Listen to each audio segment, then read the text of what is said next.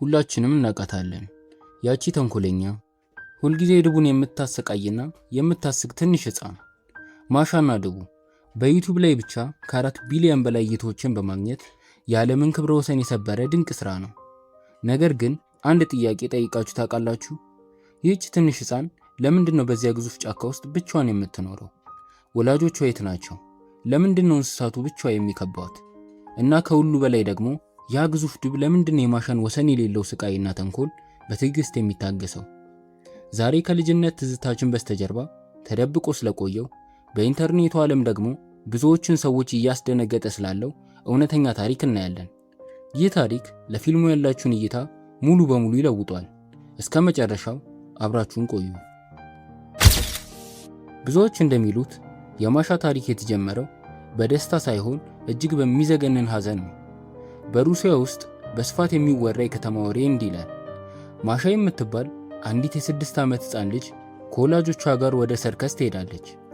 በዚያም በድንገት ከቤተሰቦቿ ተለይታ በስህተት ወደ እንስሳቱ ቤት ትገባለች። በዚያ መጥፎ አጋጣሚ አንድ እጅግ የተራበ ግዙፍ ድብ ማሻን ይበላታል። ነገር ግን ታሪኩ በዚያ ያበቃም። ወሬው እንደሚለው ድቡ ያደረገው ነገር ሲረዳ ከፍተኛ ጸጸት ውስጥ ይገባል። የልጅቷ ነፍስ ግን በዚያው ጫካ ውስጥ ትቀራለች። አሁን በደንብ አስተውሉ። በካርቱኑ ላይ የምናያቸው ነገሮች ሁሉ የዚህ መራራ እውነት ምልክቶች ናቸው ይላሉ። ድቡ ሁልጊዜ ማሻን ለማስደሰት የሚደክመው ያንን የሰራውን በደል ለመካስ ይሆንን? ወላጆቿስ?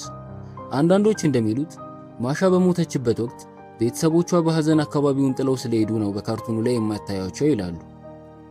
ያቺ በጫካ ውስጥ ያለችው ቤት ደግሞ የመኖሪያ ቤት ሳይሆን የመቃብር ምልክት ናት ይባላል።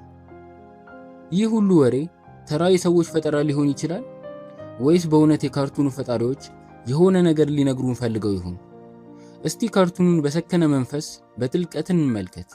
ምክንያቱም እውነቱ ያለው ዝርዝር ነገሮች ውስጥ ነው። የመጀመሪያው እንቆቅልሽ ጊዜ ለሁላችንም ይሮጣል። ነገር ግን ለማሻ ጊዜ የቆመ ይመስላል። ካርቱኑ ከተጀመረ ዛሬ 15 ዓመታት አስቆጥሯል። በዚህ ሁሉ ዓመታት ውስጥ ማሻ አንድም ቀን አላደገችም። ያቺው ትንሽዬ ሕፃን፣ ያው ድምጽ፣ ያው ቁመት። ይህ ለምን ሆነ? አኒሜሽን ስለሆነ ብቻ ነው ወይስ ወሬው እንደሚለው ማሻ እድሜው የማያረጀው መንፈስ ስለሆነች ነው? አሁን ደግሞ ወደ እንስሳቱ እንመለስ። አስተውላችሁ ከሆነ ማሻ ከቤቷ ስትወጣ ሁሉም እንስሳት ይደነግጣሉ፣ ይሸሻሉ፣ ይደበቃሉ። ለምን ያልን እንደሆን ማሻ ደግና ተጫዋች ሕፃን ከመሰለች ለምን ይፈሯታል?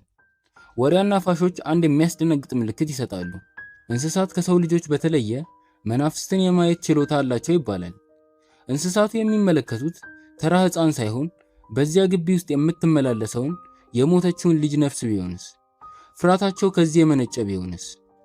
እና የመጨረሻው ትልቁ ጥያቄ ብቸኝነት። ማሻ የምትኖረው ባቡር ጣቢያ አጠገብ ነው። ነገር ግን ያ ባቡር መጥቶ ሲቆም አንድም ሰው ወርዶ አያውቅም። አንድም ሰው ወደዚያ ቤት ጎራ ብሎ አያውቅም። ማሻ ከድቡና ከጫካ እንስሳት ውጪ ለምንድነው ከሌላ ሰው ጋር የማትገናኘው? ወላጆቿ ሴት ናቸው። እንዴትስ አንዲት ትንሽ ሕፃን በዚያ አስፈሪ ጫካ ውስጥ ብቻዋን እንድትኖር ይፈቀድላታል? ወይስ ያ ጫካ እኛ የምናውቀው ተራ ጫካ ሳይሆን በሕይወትና በሞት መካከል ያለ ባዶ ዓለም ይሆን? እነዚህ ሁሉ ጥያቄዎች በአጋጣሚ የተከሰቱ ይመስላችኋል? ወይስ ከሳቁ በስተጀርባ እውነተኛውን ሰቆቃ ተደብቋል? መልሱን ለማግኘት ግን ወደ ካርቱኑ እውነተኛ መነሻ መሄድ ይኖርብናል። እንግዲህ እውነታው ከዚህ አስፈሪ ወሬ ይለያል። የካርቱኑ ፈጣሪ ይህንን ድንቅ ሥራ ለመፍጠር የተነሳሳው እንደ አውሮፓውያን አቆጣጠር በ1996 ባህር ዳርቻ ላይ ካያት አንዲት ተንኮለኛ ልጅ ነው። ያች ልጅ ልክ እንደ ማሻ ነበረች። በጣም ብልጥ፣ ማንንም የማትሰማ ግን ደግሞ ተወዳጅ። ታሪኩም በድሮ የሩሲያ የሕዝብ ተረት ላይ የተመሰረተም ነው። በተረቱ ላይ ማሻ ድቡን የምታሸንፈው በጉልበት ሳይሆን በብልሃት ነው። ካርቱኑ ሊያሳየን የፈለገው በልጅና በወላጅ መካከል ያለውን ትዕግስትና ፍቅር ነው። የወላጆቹ አለመኖር ሚስጥር ደግሞ አስፈሪ ሳይሆን ቴክኒካዊ ነው።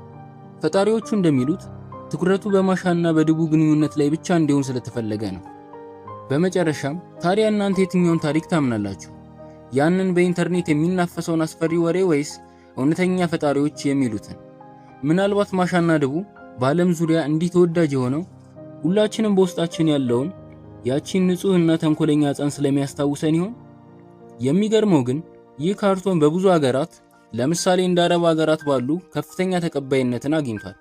ለምን ካላችሁ ማሻ የምትለብሰው ሻርብና ረጅም ቀሚስ ከባህላቸው ጋር ስለመሄድና ድቡ የሚወክለው የታጋሽ ወላጅነትን ስሜታቸውን ስለሚነካው ነው። ቪዲዮ ከተመቻችሁ ላይክ ማድረጋችሁን እንዳትረሱ። ሐሳባችሁን ኮሜንት ላይ ጻፉልኝ። እናንተ ስለ ማሻና ወላጆቿ ምን ታስባላችሁ? ለወርቃማ ወርልድ ቤተሰብ አዲስ ከሆናችሁ ሰብስክራይብ በማድረግ ይቀላቀሉ። በሚቀጥለው ቪዲዮ ሌላ አስገራሚ ሚስጥር ይዤላችሁ እመጣለሁ።